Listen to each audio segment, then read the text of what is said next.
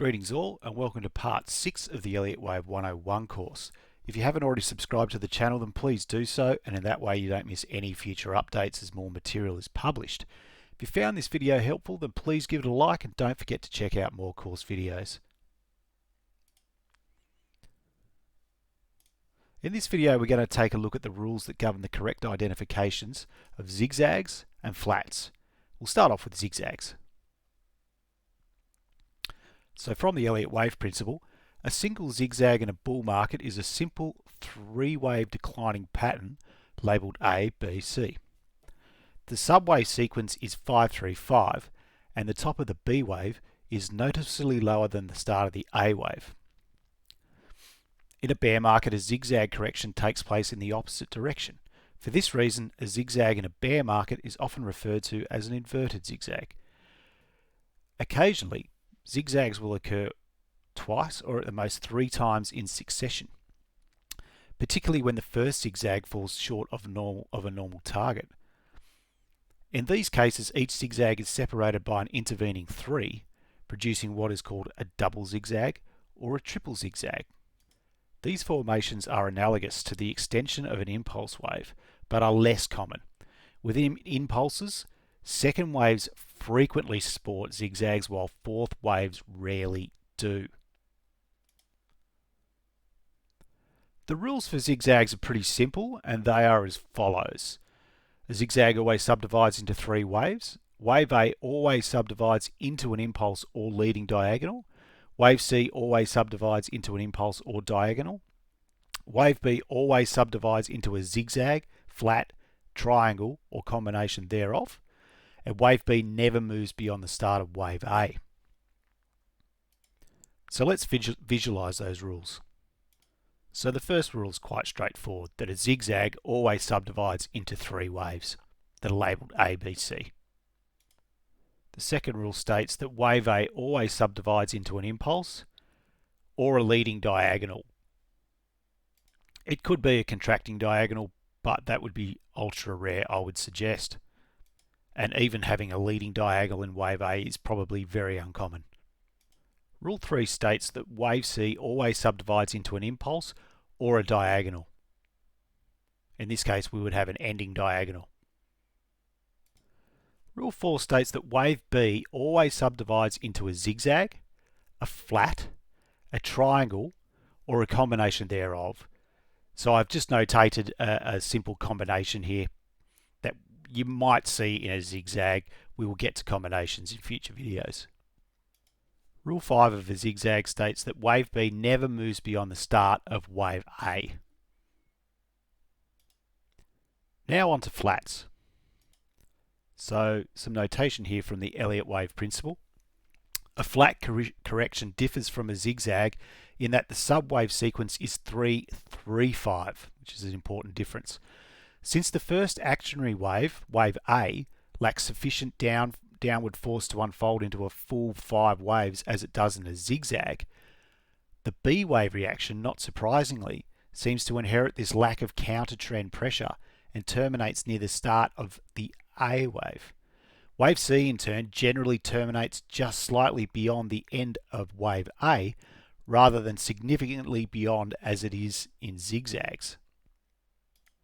So just to note here, when we think of a market that is rallying strongly, or at least in the early stages of a rally, a lot of people still won't believe that the market has turned and is now trending higher.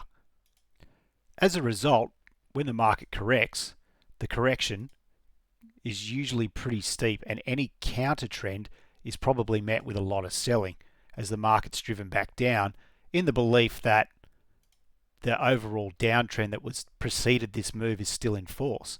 This is what gives us a zigzag.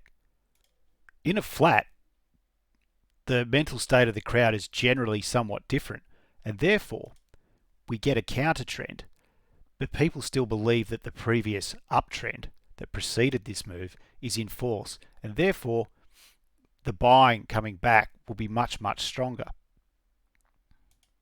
Any counter trend after this move is likely to be met with support round about where wave A would terminate. At this point, the market would resume its rally. And this gives us an overall sideways correction or a flat correction. So a flat correction usually retraces less than the preceding impulse wave than does a zigzag. It tends to occur when the larger trend is strong, so it virtually always precedes or follows an extension. And remember that extensions are most often found in the third wave, which is usually the strongest wave of an impulse. The more powerful the underlying trend, the briefer the flat tends to be. Within an impulse, the fourth wave frequently sports a flat, while the second wave rarely does. The word flat is used as a catch-all name for any ABC correction that subdivides into 3, 3, 5. In Elliott literature, however, 3 types of 3-3-5 corrections have been named by differences in their overall shape. In a regular flat correction, wave B terminates about at the level of the beginning of wave A, and wave C terminates a slight bit past the end of wave A. Far more common, however, is the variety we call an expanded flat. In a rare variation on the 3-3-5 pattern, which we call a running flat, wave B terminates well beyond the beginning of wave A, as in an expanded flat, but wave C fails to travel its full distance, falling short of the level at which wave A ended. Apparently in this case, the forces in the direction of the larger trend are so powerful that the pattern is skewed in that direction. The result is akin to a truncation of an impulse. So the rules for flats are as follows. A flat always subdivides into 3 waves. Wave A is never a triangle. Wave C is always an impulse or a diagonal. And wave B always retraces at least 90% of wave A. Now there's some notes here that we'll come back to, but let's just visualize the rules. Rule 1 states that a flat always subdivides into 3 waves, as it does with a zigzag. Rule 2 states that wave A is never a triangle. Rule 3 states that wave C is always an impulse or a diagonal. In this case, it would be an ending diagonal. Rule 4 states that wave B always retraces at least 90% of wave A. Now here I've marked off 88.7%. Most Elliotticians would use 88.7 as the minimum requirement for wave B to travel in order to qualify the whole thing as a flat. Now in this case, this is what we would call a regular flat. Just going back to the notes here, when wave B is more than 105% as long as wave A, and wave C ends beyond the end of wave A, the entire formation is called an expanded flat. So this is what an expanded flat would look like. And we can see here that it's obvious that the swings are expanding from the beginning of the first swing. But 105% is the key to identifying an expanded flat. When wave B is more than 100% as long as wave A, and wave C does not end beyond the end of wave A, the entire formation is called a running flat.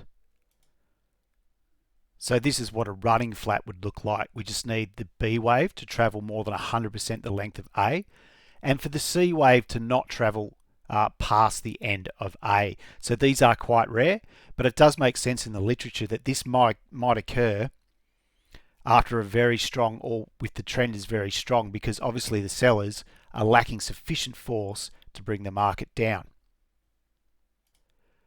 Stay tuned for the next video where we will look at rules governing triangles. Thanks for watching.